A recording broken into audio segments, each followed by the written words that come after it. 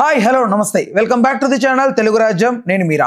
మలయాళంలో వరుస హిట్లతో దూసుకెళ్ళిపోతున్న Basil Joseph ఈ డైరెక్టర్ కమ్ యాక్టర్ కూడా. సో అయితే ఈయన ప్రజెంట్ తెలుగులో బన్నీతో ఒక చిత్రం తెరకెక్కించబోతున్నట్లు వార్తలు వస్తున్నాయి. అయితే ఈ కథలకు సంబంధించి ఒక పూర్తి విశ్లేషణ, ఒక మంచి వివరణ సినీ మరియు రాజకీయ విశ్లేషకు దాస విజ్ఞాన్ గారిని అడిగి మరిన్ని వివరాలు తెలుసుకుందాం.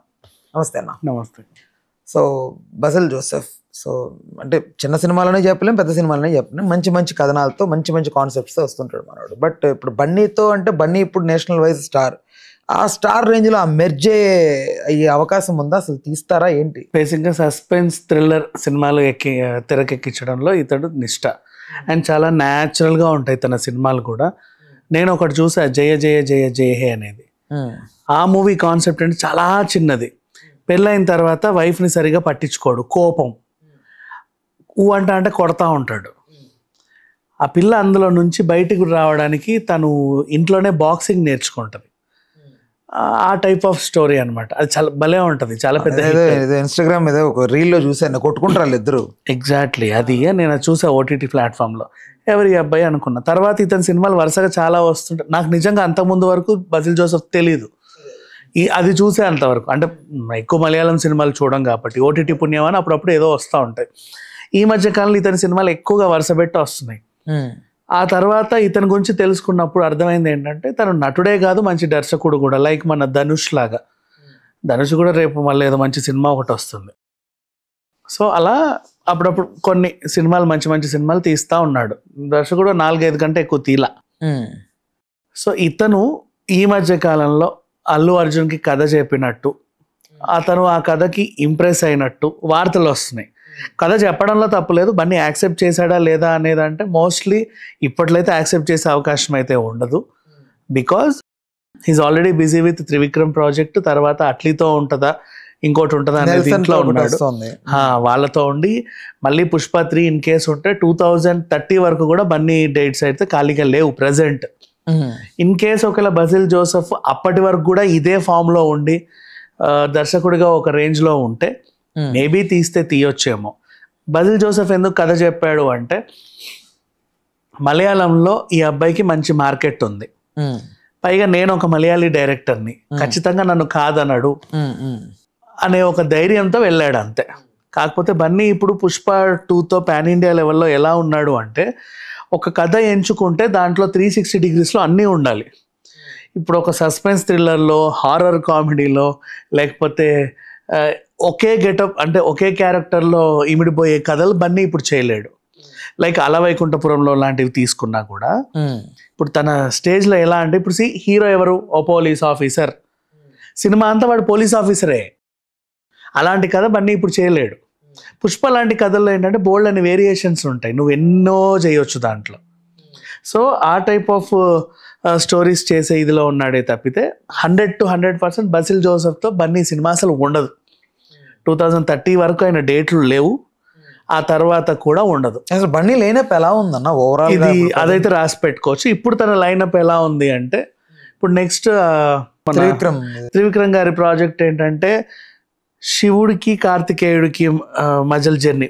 కార్తికేయుడు మళ్ళీ శివుడిని కలిస్తే ఎలా ఉంటుంది అనే జర్నీతో ఒక కథ రూపొందుతుంది. అది కొంచెం హిస్టారికల్ నేపథ్యం. దానికి కూడా ఇతను ఆల్మోస్ట్ అట్లా బయట రన్ అవుతుంది రూమర్, కానీ 50% ఇది యాక్సెప్టబుల్ రూమర్, ఇంకో 50% సుముఖంగా లేడు. అండ్ ఒకవేళ ఉన్నా ఈ బేస్డ్ ఆఫ్ కథ రాకపోవచ్చు 100%. టైటిల్ కూడా నడుస్తుంది. అలా ఎన్నున్నా మ్యాక్సిమం ఇదైతే కాకపోవచ్చు. And next out and out 360 డిగ్రీస్లో ఒక పక్క కమర్షియల్ మూవీస్ మాత్రమే తను ఎంచుకొని వెళ్తున్నాడు. అది అట్లీతో అయినా ఉండొచ్చు, సుకుమార్ గారితో అయినా ఉండొచ్చు, అలవాటైన త్రివిక్రమ్ గారితో అయినా ఉండొచ్చు, హూ ఎవర్ ఇట్ మేబీ. బేసిక్గా త్రివిక్రమ్ గారు అంటావా, ఆయన ప్రయోగం చేస్తే సినిమాలు బాగానే ఉంటాయిలే, కాకపోతే కమర్షియల్గా ప్రయోగాలు వర్కౌట్ అవ్వవు నువ్వు ప్రయోగం చేస్తే. లైక్ కలేజాలు ఇప్పుడు మహేష్ బాబుని దేవుళ్ళు బాగానే ఉంటుంది సినిమా, పెద్దగా ఏం లేదు, బట్ కమర్షియల్గా పెద్దగా సక్సెస్ అవ్వాల. సో ఇప్పుడు ఇవన్నీ కూడా ప్రయోగాలే, ఆ జర్నీ ఈ జర్నీ అనేది. ఇప్పుడు అదే త్రివిక్రమ్ ఏం చేస్తాడంటే 2 నెలలు 3 నెలల్లో షూటింగ్లు కంప్లీట్ చేస్తారు. ఖచ్చితంగా త్రివిక్రమ్కి ఒక ఇల్లు కావాలి, ఒక పెద్ద ఇల్లు. దాంట్లోనే జరిగే ఒక ఫ్యామిలీ స్టోరీ, ఓ పవర్ఫుల్ లేడీ, ఈ టైప్ ఆఫ్ కథలు అండ్ దానికి తగ్గట్టు ఏమేమో అల్లుకుంటూ పోతాడు. ఏమీ ఉండవు పెద్ద మ్యాజిక్, కానీ త్వరగా షూట్ అయిపోతే హిట్ అయిపోతాయి, సినిమాలు కూడా హిట్ అయిపోతాయి. ఎలా ఇప్పుడు అలా చేయడం కూడా చాలా గ్రేట్. ఎందుకు చెప్పనా, పెద్ద పెద్ద సెట్లేసి ఎక్కడెక్కడికో పోతా ఉంటారు, ఏం ఉండదు. ఒక ఇల్లు ఆల్రెడీ కన్స్ట్రక్షన్లో ఉన్న మన హైదరాబాద్లో మంచి హౌస్ ఒకటి సెలెక్ట్ చేసుకుంటాడు. డే లైట్ ఇబ్బంది ఉండదు, నైట్ లైట్ ఇబ్బంది ఉండదు, మొత్తం కొంపలోనే జరిగేదంతా. అటు తిరిగినా అవును, గబగబా గబగబా అయిపోతాయి. మహా అయితే ఫైట్స్కో పాటలకో నువ్వు వేడుకోపోవాలి, కానీ మిగతావన్నీ ఇక్కడ నడిచిపోతా ఉంటాయి. సో త్వరగా అవుతాయి దాని సినిమాలు, అదొక అడ్వాంటేజ్. అట్లీ అంటున్నాడు, but Atlee so yeah of course వీళ్ళందరూ అట్లీ ఏం చేశాడు అంటే హిందీలో అదేదో జవాన్, మళ్ళీ దాన్ని ఏదో చేయబోయి జవాన్ తర్వాత మొన్న తమిళ్లో హిట్ అయిన సినిమాని మళ్ళీ హిందీలో తీసి ఫ్లాప్ అమ్ముట కట్టుకున్నాడు వరుణ్ ధావన్తో. అవునవును.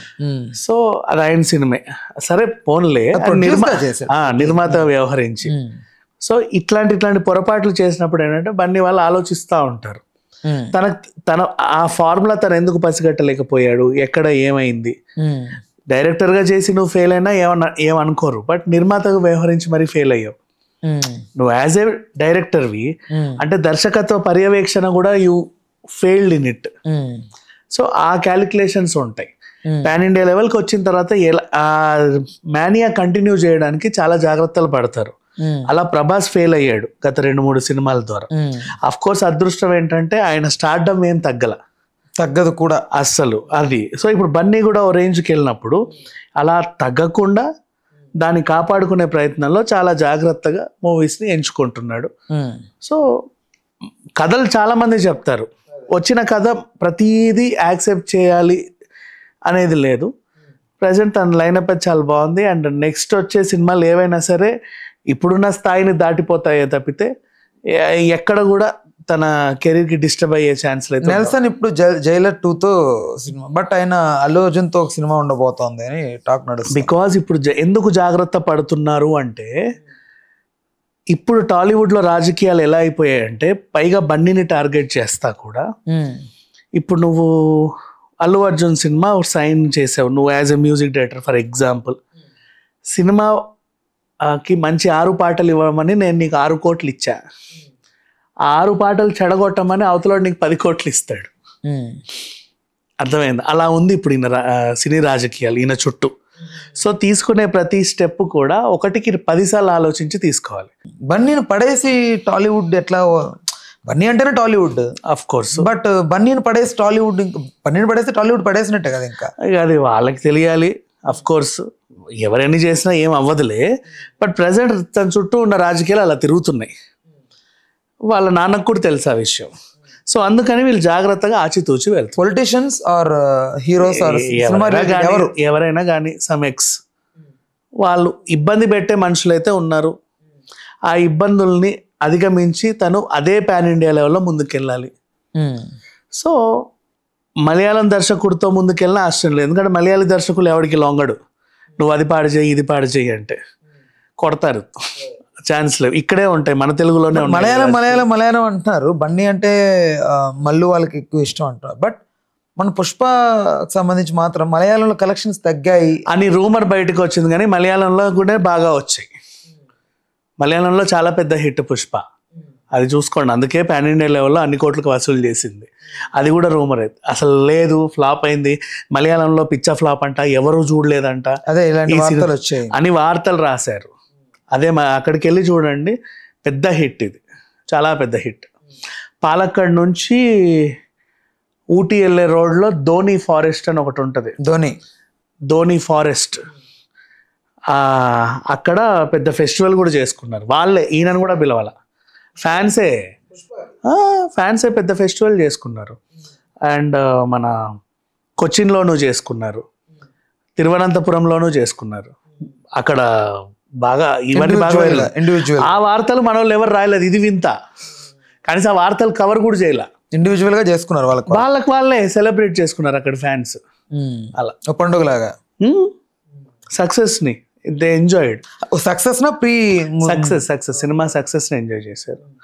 సో ఇది ఆ వార్తలు కూడా ఇక్కడ రానివ్వలేదు చూడు, ఇది ఇక్కడ పరిస్థితి. అండ్ పైగా వచ్చాయి వార్తలు ఏమని, అభ్యాసులు అక్కడ ఎవ్వరు చూడలేదంట, సినిమా థియేటర్ అన్ని ఖాళీ అంట, అసలు తీసేశారంట ఫస్ట్ డేనే అన్నట్టు వచ్చే వార్తలు. రీలోడెడ్ వర్షన్ అయిన తర్వాత మొన్న 50 daysకి అనుకుంటా వాళ్ళు చేసింది, 50 రోజులకి దే సెలబ్రేటెడ్ మొత్తం. అక్కడ కూడా 50 రోజులు ఆడింది. బెటర్ మనోడు కాబట్టి మనోళ్ళు ఎత్తున పెట్టుకున్నాడంటే ఓకే. ఇప్పుడు బాలీవుడ్ వాళ్ళు, నార్త్ వాళ్ళు అసలు అవసరం లేదు, వాళ్ళకి ఎక్కడో పాట్నా వాళ్ళకి అసలు అవసరం లేదు మనోడిని పెట్టుకోవడానికి. బట్ ఇంత నెత్తిన పెట్టుకుంటున్నారు కాబట్టి బెటర్.